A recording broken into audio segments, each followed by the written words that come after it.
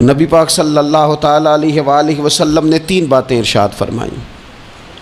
سب سے پہلے حضور نے نجات کے لیے جو بات ارشاد فرمائی وہ بڑی قابل غور ہے اور سمجھنے والی ہے۔ حضور علیہ الصلاۃ والسلام نے پہلی بات ارشاد فرمائی، فرمایا اگر تو نجات چاہتا ہے تو اپنی زبان کو اپنے قابو میں رکھ،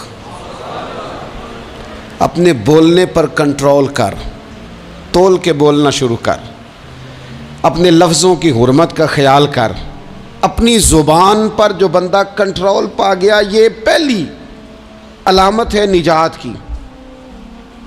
اور ایک مقام پہ نبی پاک علیہ السلام نے یوں بھی بیان فرمایا تم مجھے گارنٹی دو 2 چیزوں کی اور مجھ سے گارنٹی لے لو جنت کی۔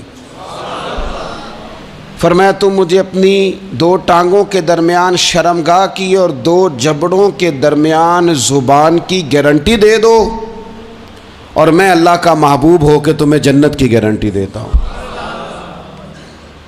پہلی بات نجات کے لیے نبی پاک علیہ السلام نے یہ ارشاد فرمائی کہ اپنی زبان کو اپنے قابو میں کر، اس پر کنٹرول کر۔ اور دوسرا فرمایا تیرا گھر تیرے لیے کافی ہے،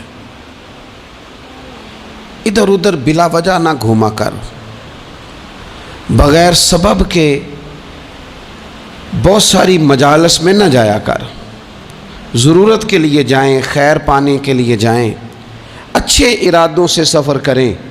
گئے ہمارے صوفیاء علماء دور دراز کے سفر کیے محدثین نے، کس لیے؟ حضور کی احادیث کو جمع کرنے کے لیے، نبی پاک علیہ الصلاۃ والسلام کے فیضان سے حصہ پانے کے لیے۔ لیکن فرمایا ادھر ادھر نہ، کچھ لوگوں کو بڑا شوق ہوتا ہے، اس مجلس میں بھی جائیں گے، اس محفل میں بھی جائیں گے، اس کی بھی سنیں گے، اس کی بھی سنیں گے۔ نتیجہ یہ رہے گا کہ بے یقین ہو جائیں گے، اپنے گھر سے نکلیں گے، گھر گھر پھریں گے، کسی گھر کے نہیں رہیں گے۔ تیرے لیے تیرا گھر کافی ہے، اپنے گھر رہ، اپنا گھر جو ہے وہ تجھے کفایت کرے، اپنے گھر میں قیام کر۔ یہ دوسری علامت ہے نجات کے لیے۔ اور تیسرے نمبر پہ نبی اکرم صلی اللہ تعالیٰ علیہ وسلم نے فرمایا اگر تو نجات چاہتا ہے نا تو اپنی خطاؤں پہ رویا کر، اپنی خطاؤں پہ آنسو بہا، اپنے آپ پہ رو، اگر چاہتا ہے کہ بچ جائے۔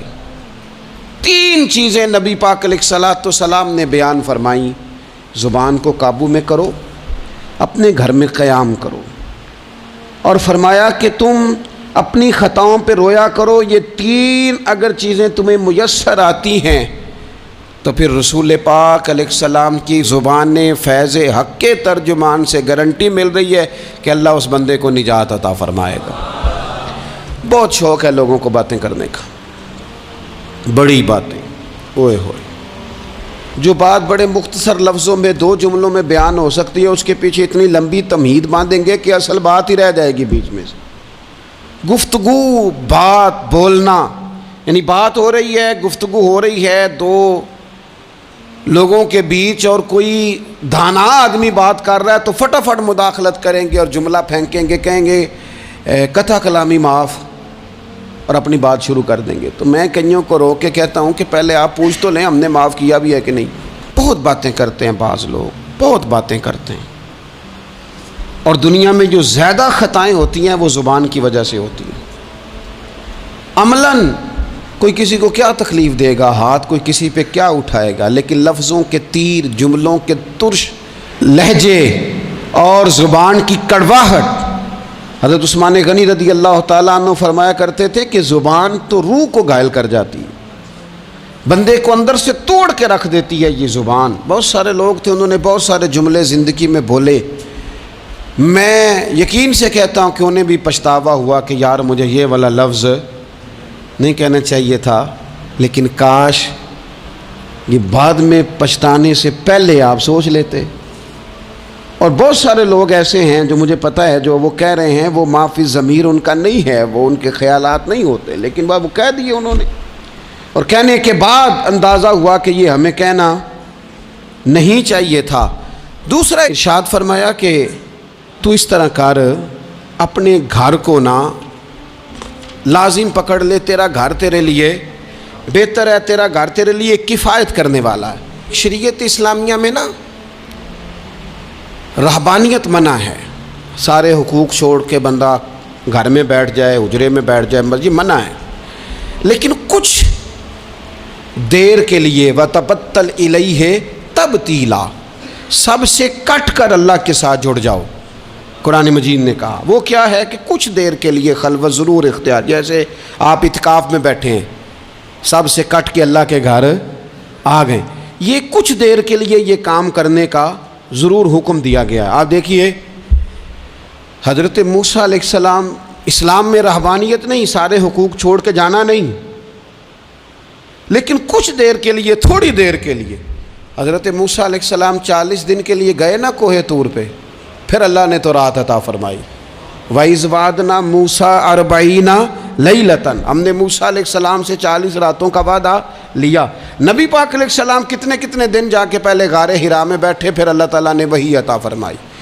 تو کچھ اپنے گھر میں وقت گزاریں، عبادت میں وقت گزاریں، اللہ کی یاد میں وقت گزاریں، سارا وقت گھومنے میں پھرنے میں ضائع نہ کر دیں۔ کچھ لوگ ایسے ہیں عبادت کے لیے بٹھاؤ تو تھکے ہوئے ہیں، اور ان سے کو کہیں جانا ہے تو وہ تیار بیٹھے ہیں، تو کچھ اوقات اپنے اس پر بھی لگائیں۔ اور تیسری بات جو ارشاد فرمائی گئی وہ یہ ہے کہ اپنی خطاؤں پہ رویا جائے۔ ہم نہ بڑا تبصرہ کرتے ہیں، بڑا رونا آتا ہے کسی کی مظلومیت پر، کسی کے دکھ پر، ملکی حالات پر، لوگوں پر، اچھی بات ہے، لیکن نجات کے لیے ضروری ہے کہ انسان اپنی خطاؤں پر بھی روئے۔ اور نبی اکرم صلی اللہ تعالیٰ علیہ وسلم نے فرمایا کہ اگر تمہیں اللہ کے خوف سے آنکھ سے اتنا قطرہ بھی نصیب ہو گیا جتنا مکھی اور مچھر کا پر ہوتا ہے، تو اللہ تبارک و تعالیٰ اتنا بھی تمہاری آنکھ سے آنسو نکل گیا تو جس طرح بھینس کے تھنوں سے نکلا ہوا دودھ دوبارہ تھنوں میں نہیں جاتا، تم بھی دوزخ میں نہیں جاؤ گے۔ اور دو آنکھیں اللہ کو بڑی پیاری ہیں۔ یا رسول اللہ کون سی؟ فرمایا کہ جو رب کی رضا کے لیے پہرا دیتی ہے، اور ایک وہ آنکھ جو اللہ کے خوف میں آنسو بہاتی ہے۔ یہ دو آنکھیں اللہ کو بڑی پیاری ہیں، تو اس لیے یہ 3 باتیں آپ نے نہیں بھولنی۔ ایک تو یہ کہ اپنی زبان کی حفاظت کریں، ایک اپنے گھر میں، مسجد میں، اجرے میں کچھ دیر بیٹھ کے اللہ کو یاد کریں، اور کوشش کریں کہ بغیر وجہ کے گھر سے نہ۔ اور تیسری بات یہ کہ اپنی خطاؤں پر آنسو بہانے کی کوشش کریں۔ اللہ تعالی ہم سب کو سمجھنے کی توفیق عطا فرمائے۔